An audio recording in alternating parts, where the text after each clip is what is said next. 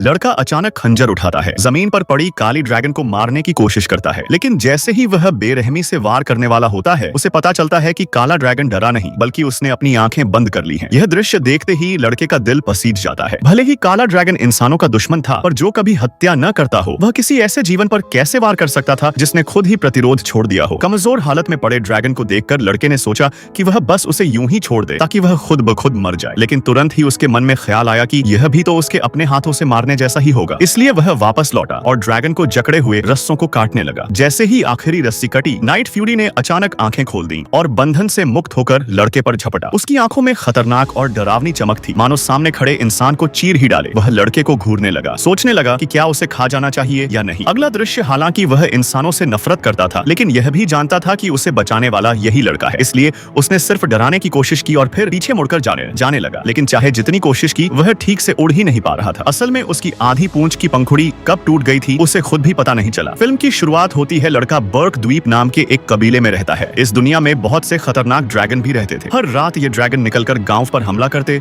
और वहां के परिवारों को नुकसान पहुंचाते। यहाँ रहने वाले कबीले के लोग रोज रोज इन ड्रैगनों से लड़ाई करके अपनी जमीन और घर बचाते। आसमान में असंख्य ड्रैगन मंडराते रहते और मवेशी, खासकर गाय बकरियां, उनका सबसे बड़ा निशाना होती। कबीले का सरदार स्टोइक हमेशा सबसे आगे खड़े होकर ड्रैगनों से लड़ता। वह पूरे द्वीप का नायक था, लेकिन उसका बेटा सबकी नजरों में बेकार और नालायक माना जाता था। जब भी ड्रैगन हमला करते, वह बस पीछे खड़ा रहकर गांव वालों के टूटे फूटे हथियारों को ठीक करता। ड्रैगनों का हमला इतना भयानक होता कि कमजोर इंसान अगर उनकी आग की लपटों में फंस जाए तो उसकी मौत निश्चित होती। इसलिए हर हमले में काफी लोग मारे जाते। लड़का उन सभी योद्धाओं से बेहद जलता जो बाहर जाकर ड्रैगनों से भिड़ते थे, लेकिन उसका कमजोर शरीर तो आग बुझाने के काबिल भी नहीं था। गाँव के बच्चे तक उसे देखकर मजाक उड़ाते, सिर्फ इस वजह से कि वह सरदार का इकलौता बेटा था। वरना इतना कमजोर और बेकार लड़का कब का कबीले से निकाल दिया गया होता और ड्रैगनों का शिकार बन गया होता। लड़का यह अपमान बर्दाश्त नहीं कर पा रहा था। उसके दिल में हमेशा यही ख्वाहिश थी कि वह भी अपने पिता जैसा महान योद्धा बने, और आज की रात उसके लिए एक मौका था। हर ड्रैगन की अलग अलग ताकत थी, जैसे ग्रोनकल ड्रैगन जो विस्फोटक लावा बॉल फेंक सकता था। हालांकि उसका शरीर मोटा और उड़ान धीमी थी, लेकिन उसका बचाव बेहद मजबूत था। फिर थे हिडियस जिपलबैक, यानी दो सिर वाले बदसूरत ड्रैगन। उनमें से एक सिर गैस छोड़ता और दूसरा सिर आग की चिंगारी से उसे जलाकर बड़ा धमाका करता। लेकिन यह सब आम ड्रैगन थे जिनसे कबीले के लोग डरते नहीं थे।